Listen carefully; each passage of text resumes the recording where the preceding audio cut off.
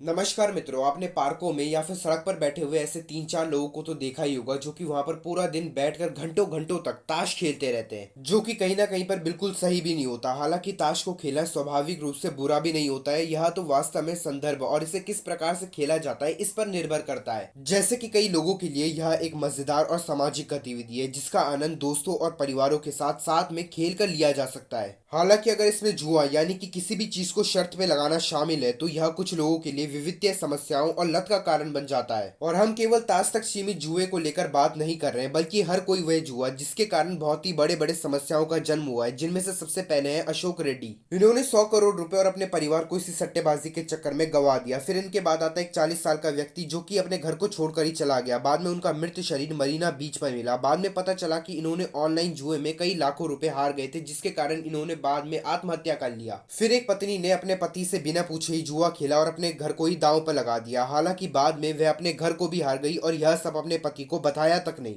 अब अंत में जिस प्रकार महाभारत में युधिष्ठिर ने अपनी पत्नी द्रौपदी को जुए में शर्त पर लगाया था, उसी प्रकार आज के समय आईपीएल के सट्टे में गोविंद नगर में एक पति था जिसने अपनी पत्नी को ही शर्त पर लगा दिया था और वह अपनी पत्नी को ही शर्त में हार गया। पर इन सभी समस्याओं के उत्पत्ति का कारण केवल एक ही था, वह था लोगों के मन में जुए के द्वारा और भी बहुत कुछ पाने का लालच। क्योंकि जुए के खेल अप्रत्याशितता यानी कि अनप्रिडिक्टेबिलिटी, प्रतिस्पर्धा का रोमांच और लगातार जीतने की संभावना को जुए के खेलों को और भी ज्यादा अत्यधिक मनोरंजक और व्यासीन बना देते हैं। वहीं पर ही कई लोगों के लत में योगदान देने वाला एक अन्य कारक इस खेल का सामाजिक पहलू भी है, क्योंकि बहुत सारे लोग दोस्तों या फिर परिवारों के साथ इस खेल को यानी कि ताश को खेलना पसंद करते हैं। लेकिन यह भी बाकी खेलों की तरह तब तक ही बिल्कुल आम है जब तक इसमें कुछ चीजों को शर्तों पर ना लगाया जाए, यानी कि इस खेल के साथ जुआ ना खेला जाए तो। लेकिन आजकल के युवा अपने पैसों के नुकसान के भरपाई के लिए अत्यधिक पैसों को जुए पर दांव पर लगा देते हैं ताकि वे सब कुछ ही जीत सके। यह चक्र बार बार दोहराया जाता है, जिसके कारण हमारे देश के कई ऐसे युवा हैं जो कि आज के समय कर्जे में डूबे हुए हैं। यह सब तो आजकल के युवाओं की परिस्थितियां हैं जुआ खेलने के कारण, लेकिन ज्यादातर बच्चे आज के समय हमारे देश में ही 15 साल से भी ज्यादा कम उम्र के हैं जो कि पूर्ण रूप से जुआ खेलना जानते हैं। असल में किसी भी बच्चे के लिए जुए के सबसे आम रूप घर या फिर स्कूल में ताश, लॉटरी टिकट और स्क्रैच कार्ड होते हैं। कुछ बच्चे बाद की किशोर अवस्था में इन खेलों से भी ज्यादा गंभीर प्रकार के जुए की ओर बढ़ जाते हैं, जैसे रेसिंग और दूसरे खेलों में सट्टा लगाना। फिर इन खेलों में भी हार जाने के बाद वे खुद ही अवसाद यानी कि डिप्रेशन में चले जाते हैं और इस परेशानी से बाहर निकलने का कोई रास्ता ना मिलने पर वे खुद ही आत्महत्या कर लेते हैं। जितने ही सरलता से कोई भी बच्चे जुए को सिर्फ खेल समझकर उसकी तरफ लिप्त हो जाते हैं और यह सोच लेते हैं कि इसे खेलना सीख लिया तो फिर हम जिंदगी में सब कुछ ही जीत लेंगे, तो फिर उनका